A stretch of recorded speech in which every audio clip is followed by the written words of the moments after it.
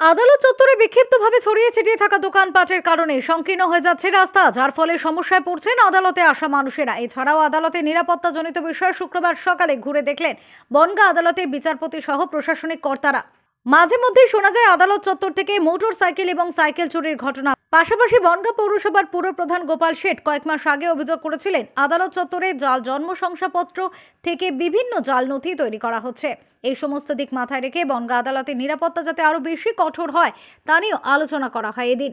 বনগাঁ শহর আস্তে আস্তে পরিচ্ছন্ন হচ্ছে, কিন্তু কোর্ট চত্বরে দেখা যাচ্ছে যে এখানে বিশৃঙ্খলভাবে গাড়ি, মানুষের দাঁড়ানোর জায়গা নেই এবং গাড়ি বিভিন্ন যত্রতত্র রাখছে, যার ফলে চুরিও হচ্ছে এবং দোকানদাররা অবিন্যস্ত অবস্থায় বসে আছে।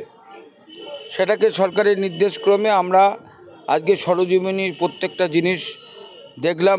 বনগাঁ লয়ার্স অ্যাসোসিয়েশনের সম্পাদক সমীর দাসের কথায় বনগাঁ আদালত চত্বরে বিক্ষিপ্তভাবে দোকানপাট ছড়িয়ে ছিটিয়ে রয়েছে এবং পার্কিং এর ব্যবস্থা না থাকার কারণে যানবাহনগুলিও ছড়িয়ে ছিটিয়ে থাকে, যার ফলে সমস্যায় পড়েন সাধারণ মানুষ। আজকে বনগাঁ পৌরসভার চেয়ারম্যান হাজির হয়েছেন আমাদের আদালতে এবং পুলিশ প্রশাসনের তরফ থেকে এসডিপিও সাহেব ছিলেন এবং বিচারক মণ্ডলীরাও ছিলেন এবং আমরা বাড়ির থেকেও তাদের সঙ্গে ছিলাম যে সরকারের যে নির্দেশ, যেটা কোর্টের যে একটা সুস্থ পরিবেশ ফিরিয়ে আনার জন্যে এবং এখানে যে গাড়ি থাকে কিংবা দোকানগুলো বিক্ষিপ্তভাবে বিভিন্ন জায়গায় রয়েছে, মানুষের খুবই অসুবিধা হচ্ছে, সেইগুলো একটা সিস্টেমেটিক্যালি পৌরপ্রধান, যেটা আমরা তাকে বলেছিলাম যে এটা সুন্দরভাবে যে একটা সাইডে যদি এনে ঘরগুলোকে, দোকান ঘরগুলোকে তাদের যদি একটা পুনর্বাসন দেওয়া হয়, তারা একমত হয়েছে এবং সরকারের সঙ্গে কথাও তাদের হয়েছে এবং আশা করব যে শীঘ্রই একটা জায়গা তৈরি হবে। বনগাঁ আইনজীবী সংগঠনের সম্পাদক এছাড়াও আদালতে নিরাপত্তা যাতে আরও কঠোর করে সিসিটিভি ক্যামেরা বসানো হয় এবং একজন নিরাপত্তারক্ষী কর্মীকে রাখা যদি যায় তাহলে আদালত চত্বর সুরক্ষিত থাকবে বলে জানান।